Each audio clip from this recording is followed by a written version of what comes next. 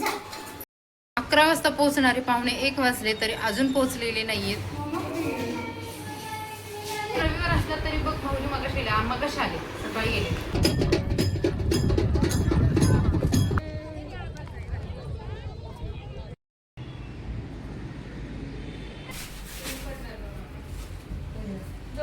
नमस्कार मंडळी, पुन्हा एकदा आपल्या चॅनलमध्ये खूप सारं स्वागत. आणि पाहुणे आज येणार आहेत. मी मागच्या व्हिडिओमध्ये जसं तुम्हाला सांगितलं त्यामुळे माझी सकाळची खूप सारे धावपळसुद्धा चालू आहे. तर रात्रीच मी ग्रेव्ही वगैरे करून ठेवणार होते, मी तुम्हाला बोलली होती, पण रात्री ग्रेव्ही करून ठेवलेली नाही कारण खूप लेट झालं होतं आणि शिका पण झोपली होती. त्यामुळे मग मिक्सर वगैरे चालू करायचं नव्हता मला, त्यामुळे सकाळीच उठून मग मी डायरेक्ट स्वयंपाकाला लागले. सगळं माझं आवरावर केली आणि ही मस्त अशी ग्रेव्ही बनवलेली आहे. आता याच्यामध्ये मी जास्त काहीच नाही टाकलं, 4 ते 5 हार्डली कांदे टाकले असतील आणि त्याच्यामध्ये लसूण भरपूर प्रमाणात टाकला होता आणि याच्यामध्ये देशी लसूण वापरलेला आहे जो माझ्याकडे आहे. तर हे सर्व मिक्सरला वाटून घेऊन याची ग्रेव्ही बनवलेली आहे. आता बऱ्याच वेळा पनीरची भाजी करताना आपण त्याच्यात खडे मसाले वगैरे सुद्धा वापरतो, पण मी हल्ली ना पनीरची भाजी करताना खडे मसाले वगैरे वापरत नाही. डायरेक्ट ग्रेव्ही करते, तेलामध्ये मस्त भाजून घेते आणि त्याच्यामध्ये हा जो सुहाणाचा मसाला आहे, मग तो पनीर टिक्का असू दे किंवा पनीर माखनवाला जो पण आहे तो भरपूर प्रमाणात टाकते, जेणेकरून त्याला हॉटेलसारखी अशी टेस्ट यावी. आणि हे मस्त त्या ग्रेव्हीमध्येच ॲड करते आणि त्याच्यावरती परत मग लाल तिखट वगैरे टाकते थोडंसं. आता यावेळेस आणलंच होतं तिखट, तर म्हटलं टाकून घ्यावं, थोडंसं लालसरपणा पण यावा.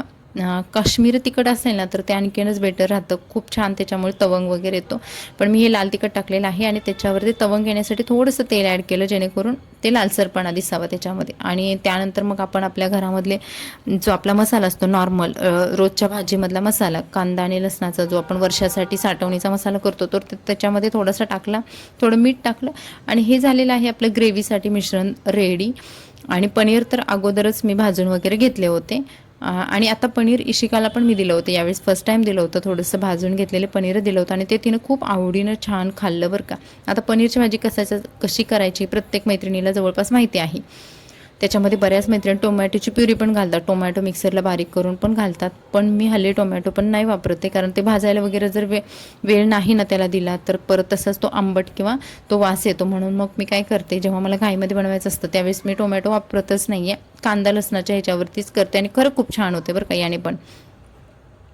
त्याच्यामध्ये आपण ना दुधाची साय ॲड करू शकतो किंवा थोडंसं पिसलेलं काजू आहे ना ते सुद्धा मी कधी कधी ॲड करते. आता माझ्याकडे काजू नव्हतेच, पण काजूसुद्धा भिजत थोडा वेळ घालून ना बारीक मिक्सरला पिसून जर घातलं ना तरीसुद्धा ग्रेव्ही आपली दाटसर होते आणि टेस्टसुद्धा मलाईसारखी छान लागते.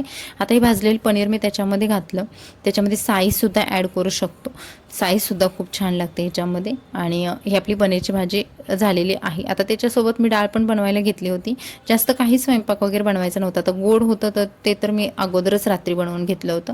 आणि डाळीला मी वेगळ्या पद्धतीने थोडंसं बनवते, म्हणजे जे आपलं जिरे मोहऱ्याची कढीपत्त्याची फोडणी दिल्यानंतर ना कांदा आणि लसूण मिक्सरला थोडीशी भरड करून घेते, पूर्ण असं बारीक नाही करत, आणि तो त्याच्यामध्ये त्या तेलामध्ये भाजते. खूप छान लागतं, हॉटेलसारखं धाबा स्टाईल जसं आपलं डाळ खिचडी वगैरे असतं ना तशा टाईपमध्ये याची टेस्ट येते.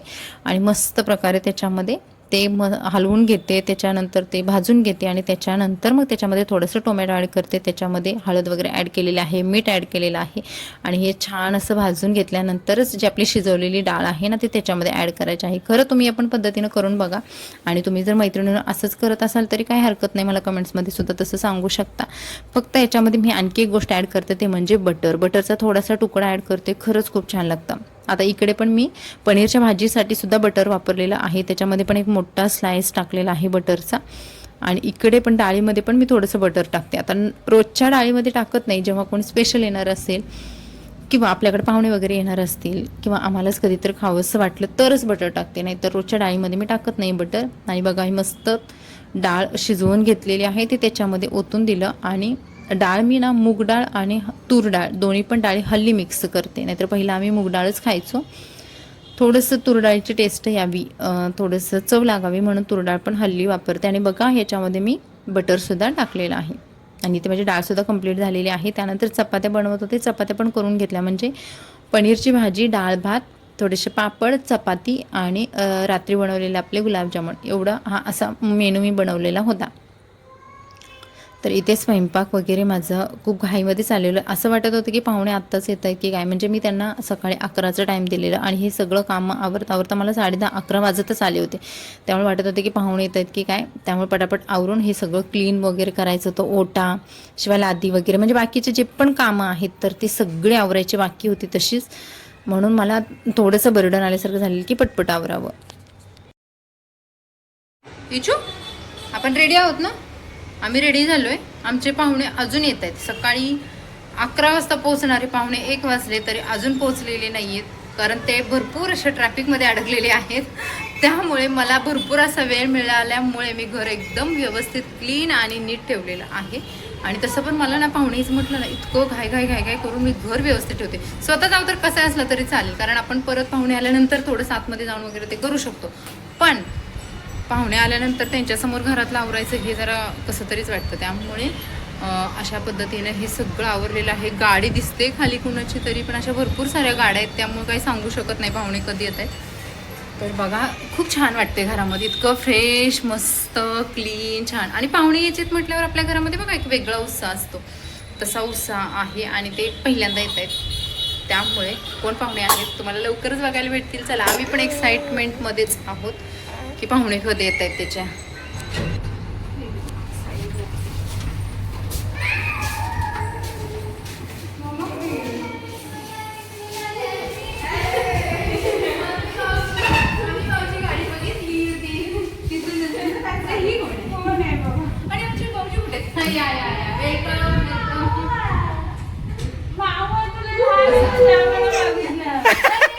एक कोण आहे, एक कोण आहे मम्मा मला घे.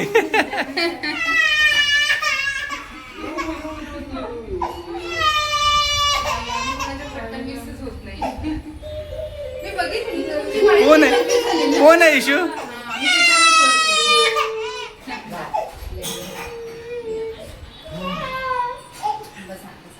नवीन मोबाईल बापरे, फक्त जास्त नाही. मागच्या मी भाऊजी एकटे आलेले, आता आमचे ह्यांनी पण आले. आमच्या ह्यांना दाखव. तुमच्या ह्यांच्यासाठी आम्ही हे ह्यांच्यासाठी स्पेशल तयारी, स्पेशल यांच्यासाठी तयारी. आणि फोटो काढायचा आहे का? आणि मंडळी, आम्ही तुम्हाला सांगत होतो ना, आमचे जे स्पेशल गेस्ट आहेत हे आमचे स्पेशल गेस्ट आहेत. त्या मॅडम पहिला एकदा येऊन गेलेले आहे आणि हे जास्त स्पेशल गेस्ट कोण आहे ते तर सांगा. ही माझी बहीण आहे. आणि जर ब्लॉग मध्ये सांगते, जर ब्लॉग मध्ये नाही बहीण मागच्या वेळेस आहे ना ब्लॉग आपला. ही बहीण आहे. हिला ओळखतच असेल तुम्ही, कारण आम्ही लग्नाचे वगैरे ब्लॉग दाखवले होते. आणि हे आमचे भाऊजी एकदम शांत मस्त आहेत. ही कालपासून जी साफसफाई चाललेली ते ह्यांच्यासाठी चाललेली. तुम्ही येणार म्हणून कालपासून सगळं कोणं बिना सगळं छोटे गोष्टी साफ केले. आपलं तर नेहमी असंच असतं, फक्त आता पाहुणेच म्हटलं थोडंसं एक हात मारावं लागतं फक्त, बाकी नाही. जाऊन दे भाऊजी, कसं वाटलं आपलं घर? पाणी वगैरे काय आरामात रिलॅक्स ट्रॅफिक मध्ये 1 तास ट्रॅफिक मध्ये गेला. विश्वास मस्त. काका आम्हाला आवडले, आम्हाला माव आवडत नाही. कोण आहे इशू? इशू ए बाळा, कोण आहे ते? काका, काका, काका आहे. काकाला विचारलं का तुम्हाला ब्लॉग व्हिडिओ मध्ये यायला आवडतंय? नाही तुम्ही डायरेक्ट त्यांच्या आम्ही काकाला कन्सिडर केलेलं आहे की तुम्हाला आवडतंय, नाही, आलंच पाहिजे. का माहितीये का, त्यांची मम्मी व्हिडिओ बघते ना आपल्याला डेली. ते तर आजचा व्हिडिओ जर टाकला तर ब्लॉग बघणार मग तर 2 वेळा, उद्या पण तेच बघणार रिपीट. आम्ही बघते रोज व्हिडिओ बघते, रोज नोटिफिकेशन येते. चांगलंय. असे सबस्क्रायबर आम्हाला लाभत राहावं. चला घ्या जेवायला घ्या. पहिलं जेवायला भूक लागली. तू जेवायला मला काय माहितीये, तुमच्याकडे त्यांना जास्त भूक लागली. जेवायला घ्यायचंय अगे तू बस मी आणतो, तू बस.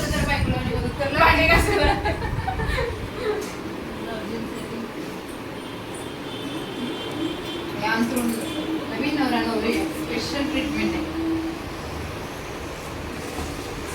भाऊजी, मग कसं वाटलं आपलं गरीबाचं झोपडं तुम्हाला?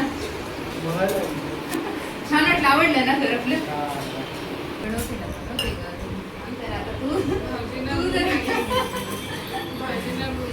भूक लागली. भाऊजी जेवल्याशिवाय मला जीव वाटणार नाही. नाही तसं मी 2 गुलाबजाम खाऊन घेतले. मागच्या वेळी मी विचारलं गुलाबजामुन बनवलं का? ह्यावेळी बनवलंय का? काल गुलाबजाम तिने किती वाजे पण बनवले का? 12:30 वाजले गुलाबजाम. मला सकाळी लेट होईल. लंचच्या मी तुला विचारलेलं किती गोड नाही आम्हाला गुलाबजामुन बनवले नाही का? आम्ही एक कॉमेडी व्हिडिओ बनवत होतो त्याच्यामध्ये तो गुलाबजाम खायचे होते त्या बहाण्याने खाऊन घेतले. बहाण्याने खाऊन घेतले पण त्या बहाण्याने बनवले नाही. नाही ते बनवले म्हणून तो व्हिडिओ बनवलाय. तर मी तुम्हाला दाखवल्याप्रमाणे ना बघा ते थोडेसे लेट आले कारण त्यांना ट्रॅफिकमध्ये खूप वेळ गेला आणि त्यांच्यासाठी बनवलेला स्वयंपाक होता तो थंड झाला होता. त्यानंतर मग मी हा पूर्ण सगळा स्वयंपाक गरम केला म्हणजे भाजी आणि डाळ हे गरम केलेलं आहे. आणि त्यानंतर आम्ही जेवायला वगैरे बसलो. आल्यानंतर भरपूर साऱ्या गप्पा झाल्या, कॉमेडी झाली नेहमीप्रमाणे. आणि माझ्या मिस्टरांना ना खरं त्यांना म्हणजे जे साली आहे म्हणतात ना, साली म्हणजे आपल्याकडे कसं मेहुणी म्हणतात, तर मेहुणीची मजा घ्यायला खूप आवडतं. जसं स्मिता आल्यानंतर पण त्यांचं तसंच असतं चिडवण्याचं काम. आणि ही वृषाली आहे माझी बहीण, चुलत बहीण आहे माझ्या चुलत्याची मुलगी आहे ही. आणि तिला सुद्धा चिडवायला त्यांना खूप आवडतं. तर ह्या दोघांना मस्त जेवायला वगैरे वाढलं आणि मी इशिकाला घेऊन जेवत होते त्यामुळे मला थोडंसं लेट झालं. पण जेवण त्यांना खरंच खूप आवडलं. मग त्याने जेवले पोट वगैरे भरून मस्त. आणि आमच्या जेवताना सुद्धा भरपूर अशा गप्पा चालू होत्या. त्यानंतर आम्ही ठरवलेलं की काहीतरी एक प्लॅन पण करू आपण. भाऊजी भूक लागली तुम्हाला? मेहुणीची वाट बघून बघून भूक लागली. मेहुणी आहे. आणि भाऊजीने ना ते 2-3 मुलांना अगोदरच खाऊन ठेवले. मग हे काय बरोबर नाही हे भाऊजी. व्हिडिओ- आता व्हिडिओ बनवायचा नाही आता भाऊजींच्या वाटणीचे गुलाबजामुन मला वाढ दिदी. भाऊजींना नको देऊ. हा भाऊजी चालतंय ना? सगळं खूप आहे. भाऊजी गुलाबजामुनकडे बघते आणि म्हणते सगळं तू का? तेच फक्त गुलाबजामुन किती वाढते मला. दे मला पहिले.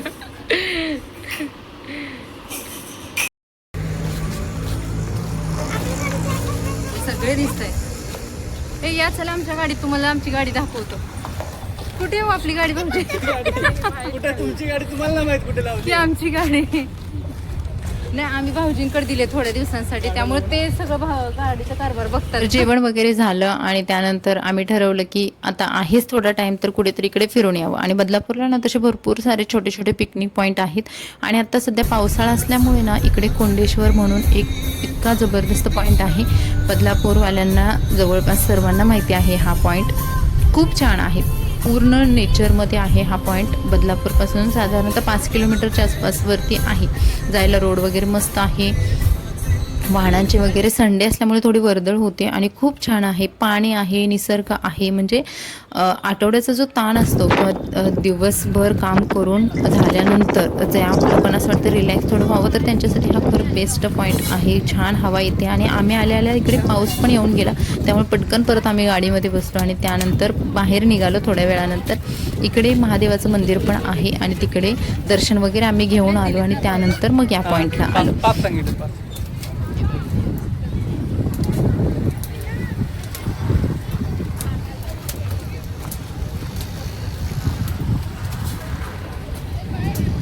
त्यानंतर इथे आम्ही बुट्टा म्हणजे आपली मक्याचं कणीस आपल्या गावच्या भाषेमध्ये, तर ते इकडे भेटतं आणि तिथे बसून खायला खूप छान वाटतं. आता मक्याचे कणस तर आपण घरी पण खातो, पण इकडची मजा वेगळी असते कारण प्रत्येक वातावरणाचं प्रत्येक भागाचं एक वेगळं वैशिष्ट्य असतं ना. तशाच पद्धतीनं या वातावरणामध्ये ते मक्याचं कणीस खायला खूप छान लागलं. तुम्ही बघाल जिकडे तिकडे हिरवं आणि हिरवंगार दिसते. भरपूर लोक आली होती ज्यांना भिजायचं होतं, फोटोशूटसाठी आली होती आणि या डोंगरावरती असे उतरलेले ढग बघून ना खूप छान वाटत होतं.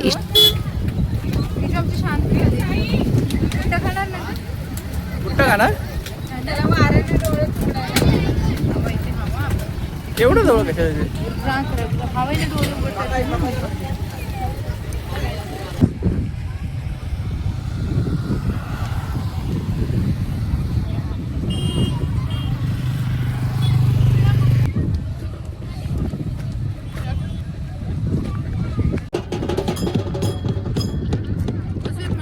हा चला ना.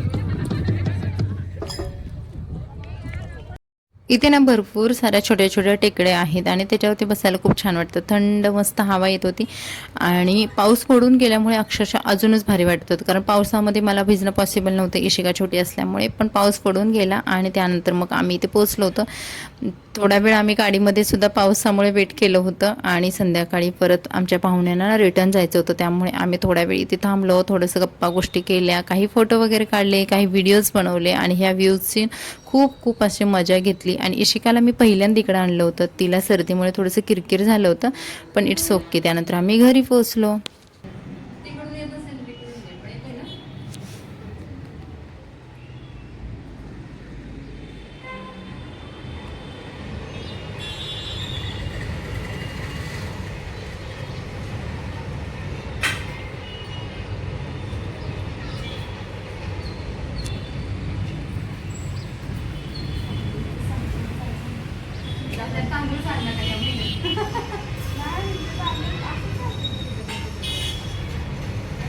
तर घरी आल्यानंतर चहा पाणी वगैरे झालं आणि तिच्या ओटीला मी ब्लाऊज पीस वगैरे लावला होता, कारण केळवणच्या वेळेस मी तिला साडी घेतली होती, त्यामुळेच म्हटलं यावेळेस काही साडी वगैरे मी तिला घेतली नव्हती.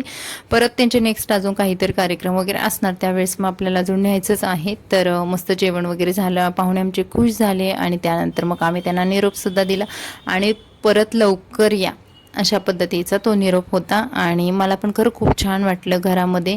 आणि तिला एवढ्या दिवस आम्ही बोलत होतो, शेवटी ती डॉक्टर आहे त्यामुळे तिला तेवढा टाईम भेटत नाही, शिवाय तिचे मिस्टर पण बिझी असतात, त्यामुळे त्या दोघांनी वेळ काढून आमच्या घरी आले होते आणि त्यामुळे आमची अख्खी फॅमिली खरं खूप खुश होती. आणि अशा पद्धतीचा हा व्लॉग होता. लाईक सबस्क्राईब, भेटून नवीन व्हिडिओमध्ये. Bye bye.